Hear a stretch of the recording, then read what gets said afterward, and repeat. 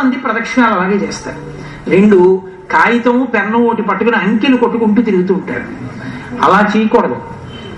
ఎప్పుడైనా ప్రదక్షిణం చేస్తే 3 వస్తువులే వాడాలి. 1 వక్కలు, 2 పువ్వులు, 3 పసుపు కొమ్ములు. అక్షతలు వాడతారు కానీ చిన్నవి తీయడం కష్టం.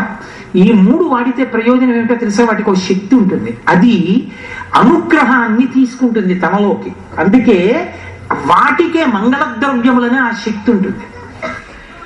మీరు ఓ ప్రదక్షిణం చేసి మెల్లగా ఓ పసుపు కొమ్ము డబ్బాలో 108 పసుపు కొమ్ములో డబ్బాలో పెట్టుకుని మెల్లగా ప్రదక్షిణం చేసి ఓ పసుపు కొమ్ము తీసి పక్క డబ్బాలో వేశారు. మళ్ళీ రెండో మాట తిరిగి ఓ పసుపు కొమ్ము తీసి అందులో వేశారు.